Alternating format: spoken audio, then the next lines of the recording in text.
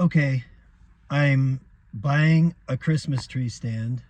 I'm going to get chives and cat food and dog food, and I'm doing normal life stuff.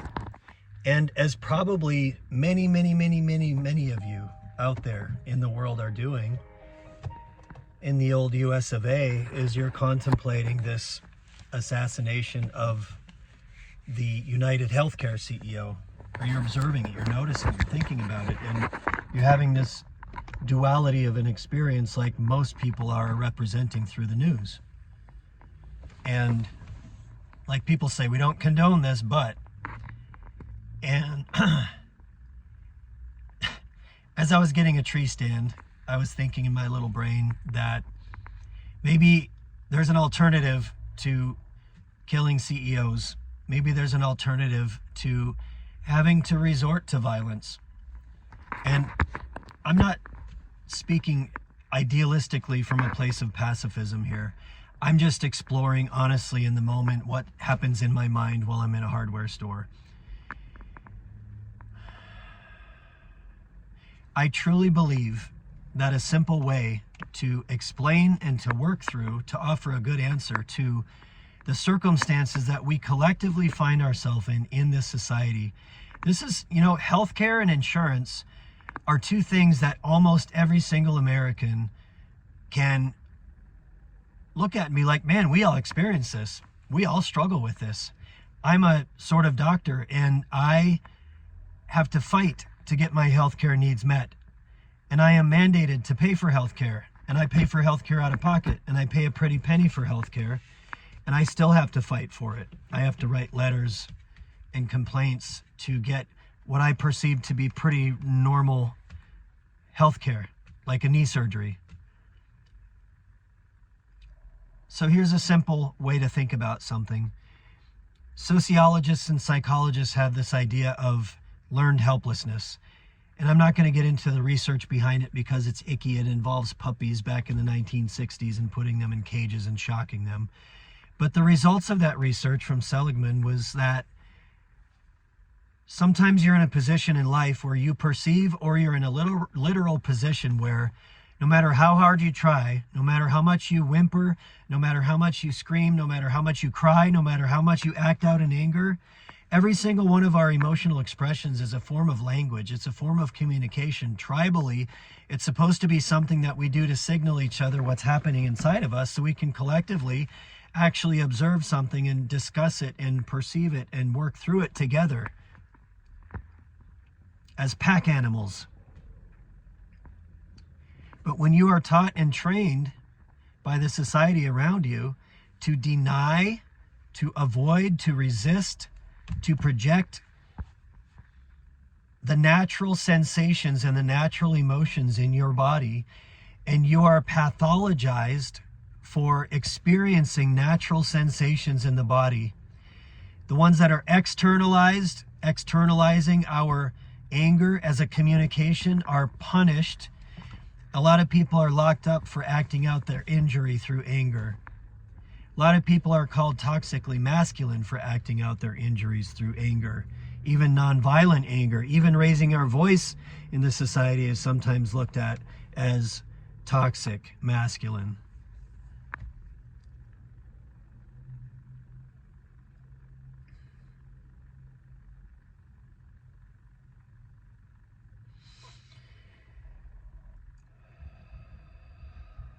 When you act in, we call it depression. We say there's something inherently wrong with you. You must be depressed.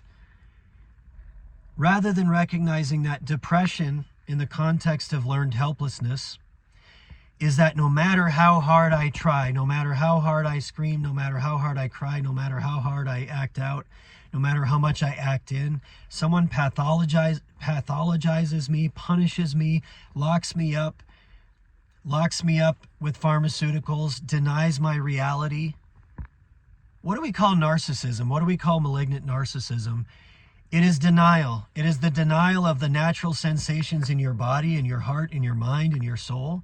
It's the denial of the dialogue about that collectively, and it's the punishment of it when we act it out. So we live in this environment where people are incredibly quiet and suppressed and delusional and in denial because we've gone into agreement with the learned helplessness. We perceive that we are powerless. We perceive that if we spoke the truth and spoke honestly and literally were just mindful in our observation of our experience, as I'm doing right now, we perceive that we will be hurt somehow, judged somehow, manipulated somehow, punished somehow. I have learned in my personal life that the only way you stand up to narcissism is to learn to be objective and open, to set clear boundaries, to speak your truth, to learn to do that with a smile on your face, to learn to face your fear, and to be a warrior by just being objective and open and mindful and sharing your honest voice.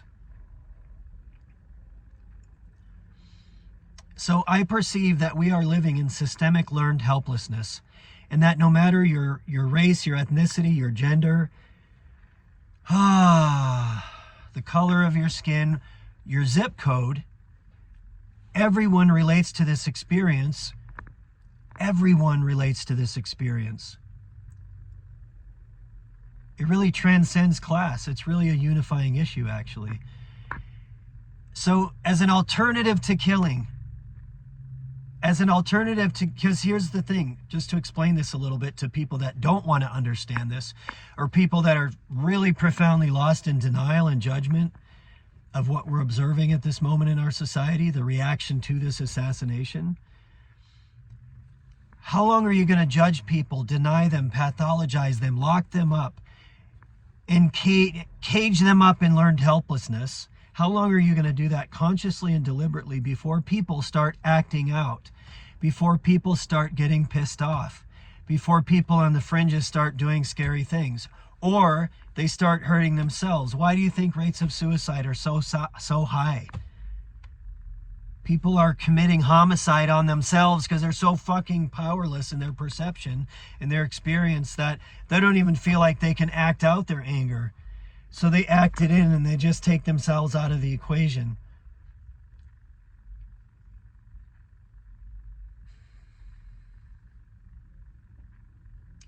I think it's possible, as an alternative, to learn through mindfulness, through meditation, through yoga, through practicing every single day, being open in your body, open in your mind, open in your heart, open in your language with people that you trust,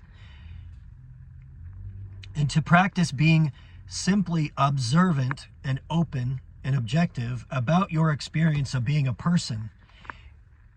And instead of hurting other people, what if we all started speaking the truth to each other? Instead of looking at our collective emotion or our collective anger as something to be pathologized or punished, all those things are manipulations on the left and the right. Keep us separated and divided so we're not on the same page. Separate and divide, divide and conquer, silence, deny, delay, that shit. How about we start collectively telling the truth to each other? How about we start looking at each other and say, hey man, I see you. Hey man, namaste, I see you. What's it like in your body? What's your life been like? What does it feel like to be you? How are you navigating your shit? What are you facing? Isn't it astounding that, and I don't mean to keep pointing like this, I'm just feeling it. Isn't it astounding that people are just afraid to talk about what is honestly happening within their body and within their mind?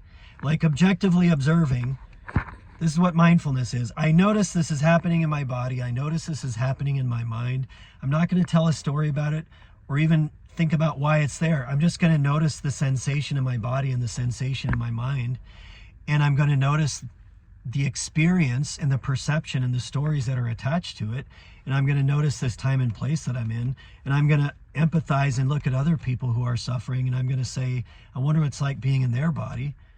And I'm going to learn to just talk honestly about what I'm experiencing in my body and in my mind and in my life. As a dad, as a single dad, as a doctor, a psychologist, as a friend, as a member of a community, as a member of a nation. The alternative to violence, the alternative to what will happen if people use violence, is to just learn to be objective and open and honest and courageous with a smile on your face, and recognize you can just tell the truth with a smile on your face. You can talk about what it's like being in your body. You can talk about what your experiences with healthcare are like. You can talk about what your experiences with insurance companies are like. The video I just posted before this talks about what is happening in my life and my career right now. And I don't need to go into it because it's too long, and it's in the other video. It's about working with veterans. It's about TRICARE. It's about promises that are made to our veterans that disrupt their continuity of care and their service, and undermines the sense of security that they have in their healthcare system, and reminds them of the trauma that they've experienced in the military and the trauma they experienced as children. And it just makes them not trust the place they call home once again. So I'm in it right now. I am in it right now. And I am in a position in my life, I was sharing with friends earlier, that I notice the pull to depression within me. I notice the pull of learned helplessness. I notice the feeling in my mind and my heart of wanting to retreat and regress and shrivel up and hide so that I don't get punished or judged or reprimanded or hurt. But I'm in a position where I can't do that anymore. I need to fight for my children. I need to fight for my home. I need to fight for my career. I need to fight for the people that I have worked with for so long, that I've shared this amazing journey with. Working with veterans has been a big part of me healing, of saving my life and making my life just expand so amazingly. The community of veterans are my people. They're my culture. They're my community. I don't even use the word veterans with them. We're just a tribe of people. And that's why I call this the Wizard Podcast. And those guys get it. And those women get it. And that tribe gets it. So I am not in a place anymore where I can hide, where I can be depressed, where I can live in learned helplessness. I'm not in a place where I want to act out in anger or act out in violence. I don't want to encourage violence. But I'll bet this is a wake-up call. And I'll bet people can look at this and say, hey, man, maybe we should start being honest with each other. Hey, man, maybe we should start standing up for each other in this tribe. Maybe we should start looking at each other and say, hey, what do you need? Who's denying you? Who's silencing you? What would it be like to stand up for each other? And just by being honest. Just by being honest and objective and open and facing our fear. In this time of my life, in the particular moment I'm in a sink or swim moment, and I have to face all my shit all at once. I can't live in fear anymore. I can't go into agreement with the malignant narcissists of this world anymore and live in denial and live in fear and live in avoidance and live in the perception that I have a pathology, or that I am wrong for speaking my voice, or that I'm toxic for speaking my voice. I'm just being an honest person in the present moment, sitting outside the Ace Hardware in my freaking Kia, getting a TV or a tree stand so I can go home and put up the Christmas tree.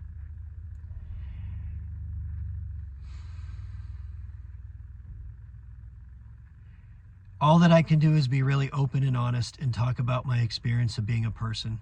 Right now I'm fighting for my career, and I'm fighting for the people that I serve and that I love and that I consider my community.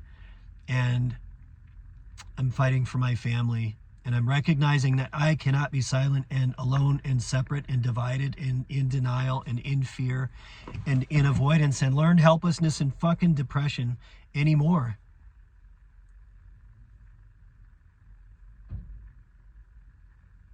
I don't think we need to live that way anymore. We have the resources.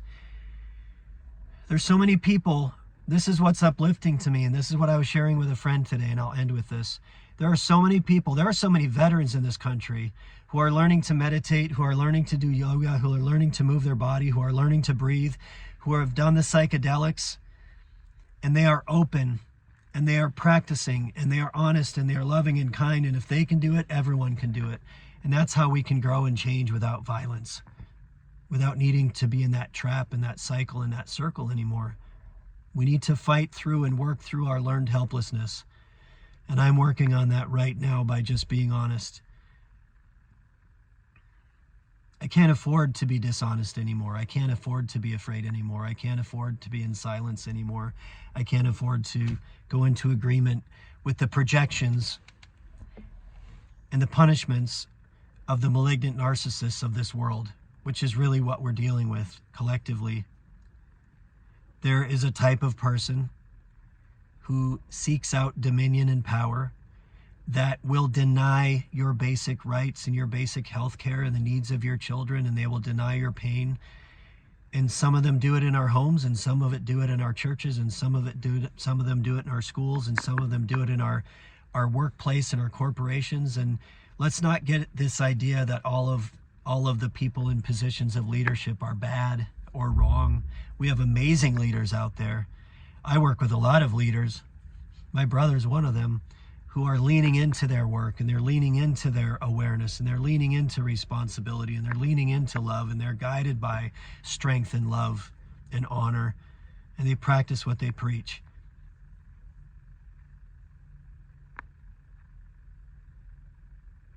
I encourage open, honest, objective dialogue. I encourage seeing others. I encourage working through this learned helplessness. I encourage working through our depression. Stop thinking your depression is a pathology. That is something that is inherently wrong with you. Start recognizing that your mind and body are perceiving that you are powerless in the context of an environment that doesn't care about your perception or your voice or your needs. Let's grow through this shit. Let's grow through our generational trauma. Let's grow through the generational narcissistic abuse that we've all just accepted as normal.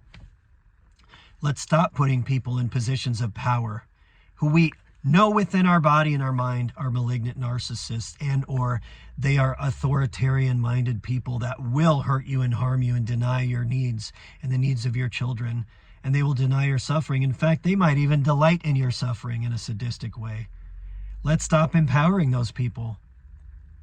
Let's learn to set boundaries with them. Let's learn to stand up to them. Let's learn to speak the truth with a smile on our face, because if you do it with a smile on your face and you do it with strength and love and courage all at the same time, it makes it a lot harder to justify violence and control on you or denial of your voice. That's all I got in the moment.